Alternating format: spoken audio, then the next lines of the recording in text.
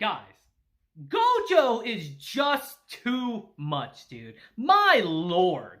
This man just being born disrupts the entire balance of the world. You're gonna tell me that's not ridiculous? Like, good God, man. Even as a kid, he has 100 million bounty on his head. That's absurd. Gojo's too much, dude. My God. Again, just like last week, how do you write a character that breaks your series to this extent? My God, man. And I was right that we're just going to be straight throwing hands these next couple weeks. And I'm fine with that. Because we saw our boy Toji again. I don't know how yet, but yo, it's awesome. If he's going to be back in this arc, bro, I'm so happy for that. So let's just get straight into it and talk about Jujutsu Kaisen, Season 2, Episode 11 today. So our episode begins today with the good old try and done method, guys. If you don't know how something works, just hit it really, really hard as we see Yuji attacking the barrier here. And naturally, it doesn't work. As Ino thinks to himself, is this guy for real right now? He could give Nanami a run for his money in terms of physical blows. Low-key, guys, our boy Yuji's a bit much too. He's kind of a monster, even without Sukuna. As Megami says, I guess we'll just have to look for its weak point and put a hole in it, even if it's only for a second. As Ino tells them, look, this barrier is to keep sorcerers out. Barriers are all designed to surround you and protect yourself, right? Which fundamentally means that whoever lowers this veil is inside it. But it's here Yuji tells him of a different instance where this wasn't the case. And after listening to Yuji's explanation, he says, okay, I get it. So staying outside the veil instead of surrounding themselves with it increases the risk of being discovered and defeated, thereby raising the strength of the veil itself. As he says, they're completely ignoring the fundamentals of barriers, though. As Megami adds, if that's the logic here, the veil's source should be somewhere that really stands out, right?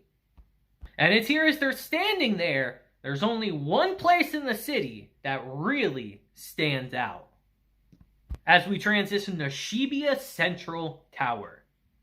As we suddenly hear, you think the sorcerers will realize it? This is the place that stands out the most within the veil, right? But even if they do realize it, the lower floors are swarming with those transfigured humans. They won't be able to climb up here that fast. But it's here just to show how wrong he is. Our boy Yuji is there instantly. As we see that with a little advice from Maki, he implements these wires in his attack and actually separates the three of them. And as Ino runs into one of the nails here, he says, good, it's just as we planned. As we see that Yuji explained to him that these nails were a part of the veil, and adds, according to Mei, it already has the barrier programmed in, and it just needs someone to pour cursed energy into it to activate it. As Megami adds, which means as long as we can destroy those, we can ignore the curse users until later. But it's here Ino realizes that there's 3 of them here that are keeping the veil active, and that one of these people has 2 of them on him. And it's here as our boy Yuji ties him up in the wire. He crashes into the building while he sends him tumbling down to the ground. And it's here as we transition back to Ino here, we see that he's fighting these 2 alone. As he says, you know, I have some endearing underclassmen now. So it's time for me to earn some achievements here. So that I can become a first grade too. And it's here as we transition back to Yuji and Megami here. We see that they see this man's laid out on the ground right here. But they know it's not that simple, as they say. His body's too clean. Even if he is a sorcerer, he plummeted from the 41st floor. As Megami says, get up, you old trickster. As the man tells him, good grief. Youngsters these days have no pity for the elderly. do they? As we see, he's completely fine. As Yuji says, this won't take long. And as we transition to our next scene here, we start to get a good idea of who Ino is as a person, as we hear Nanami say, "Why are you so insistent on my recommendation? You could easily become semi-first grade with your technique, you know." But Ino tells him, "It's because I believe it's important to do things the right way, especially with bloody work like being a sorcerer. But I'm not so bright, so sometimes I don't know what the right way is. So whenever I'm at a loss, I think to myself, what would Nanami do?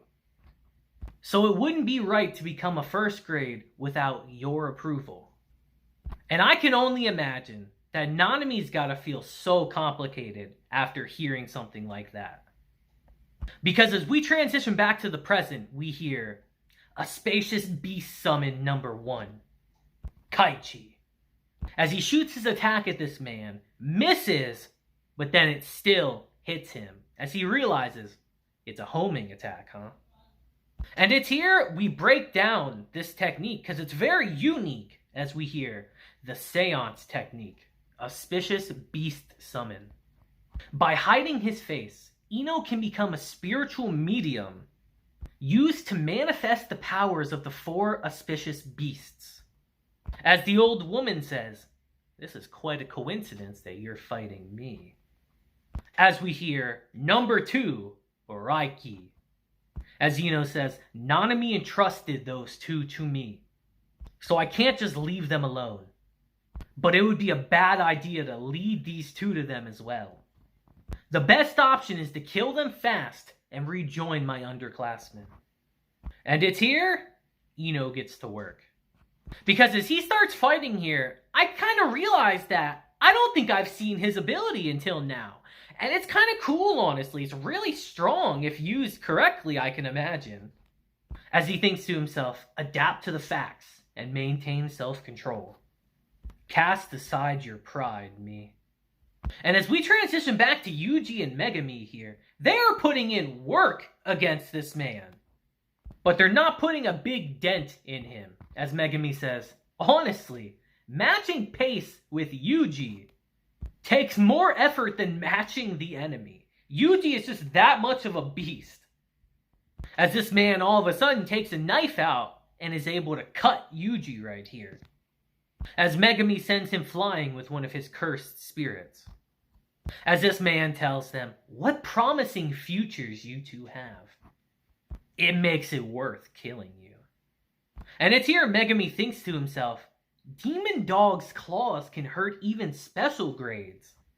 How is he not damaged at all?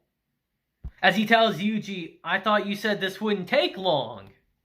And Yuji tells him, "Alright, no comment. No comment, okay?"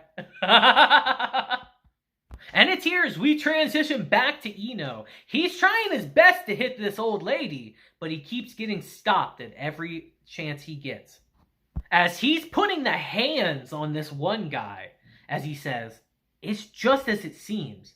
He's not all that strong. But he's doing whatever it takes and sacrificing himself to protect that old hag. There's something more to them. I need to hurry up." And it's here the old woman finishes her chant, and shit is about to get real, as she says, "We're all set now."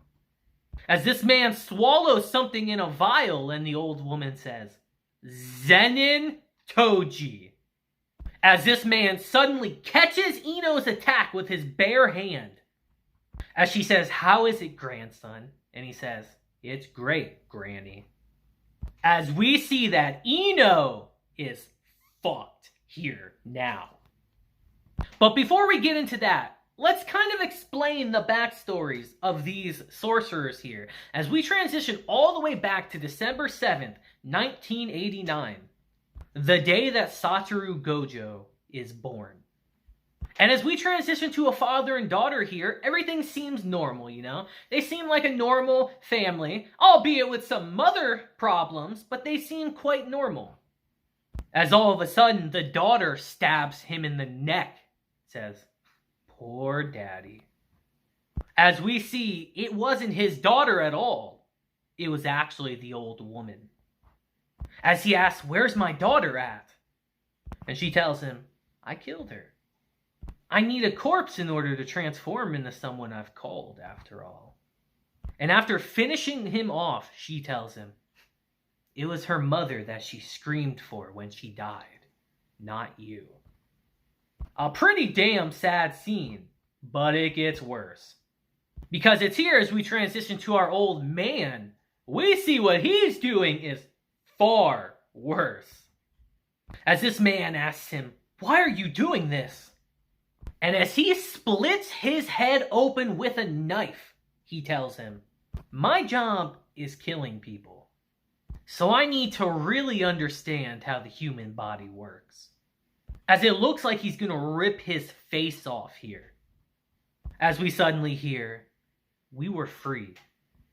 The sorcerers had their hands full with the cursed spirits that had grown more active over the recent years. As long as we did things right, we could easily earn a living without being tied down by anything. We curse users were free to live and do as we pleased. As all of a sudden we see they're asked to do a job about Satoru Gojo. As we hear, "The child born into the Gojo clan with the 6 eyes. The total bounty on his head is already over 100 million yen. Oh, and this isn't a request. It's first come, first served." And it's here as we transition to both of them lying in wait to try to get the jump on Gojo here. They both suddenly feel immense fear here. As they both realize Gojo knows they're there. And that he has 0 openings. And they're both terrified here. As we suddenly hear, cursed spirits have been growing stronger over the years. And in that instant, I understood exactly why. It's because of him, Satoru Gojo. It was the same as when an insurmountable track and field record was suddenly broken. The balance of the world changed when Satoru Gojo was born. He is literally him. As the old man says, "We were free, and in our later years, that freedom was stolen from us." As he says, "Screw Gojo. I'll never retire. I'll trample over the weak until the day I die." And as he continues to fight with Megumi and Yuji, they're not doing anything to him. As Yuji's just like, "It's not even about him being tough at this point. What is going on?" As Megumi says, "It's almost certainly the result of his technique. Is it damage nullification?" And as Megumi tries to bluff him with the fact that Gojo's in the city, the man tells him, "That's a lousy bluff. We know Gojo's been sealed. If Gojo was still active, we'd be at home sleeping now." As Megumi realizes that no, this guy's technique can't be something as grand as nullification at that point. And it's here as Megumi uses one of his techniques to attack this man, he suddenly realizes something. As he binds this man in place and tells Yuji, "I figured out his technique." And it's here as we transition back to Ino. This man is getting worked over. As he says, "Transformation through seance. That hag's a medium." As he says, "Is this guy a famous sorcerer? I can tell by his stance." If only Ino knew the half of it, bro. He's done. As Toji rips his mask off and hits the shit out of him. As he starts beating Ino to a bloody pulp right here. They don't even show it, so it's gotta be bad. Ino never stood a chance in this fight. Good lord. And it's here as we transition back to our old man. We see he breaks out of Megumi's enclosement. Only for Megumi to drop a giant elephant on him! As this man says, "Appearing and disappearing. Talk about restless.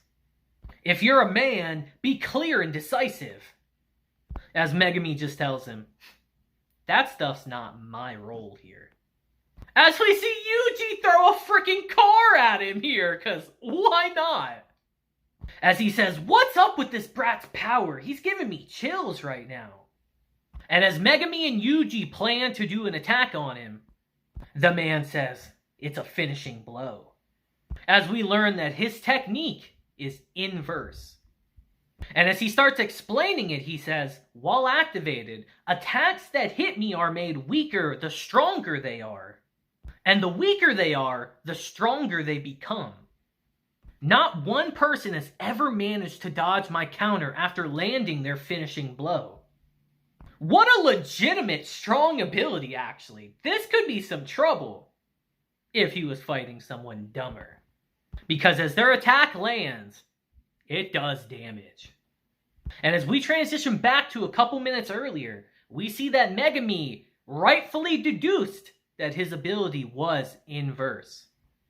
As he says, the attack I threw out of sync landed more effectively than yours, Yuji. Fleeing hairs isn't meant for offense, but he didn't try to immediately break through once he was surrounded. Meaning that because it's not an offensive technique, if he's reckless, it could actually hurt him here. As Yuji says, so we can beat him with a forehead flick?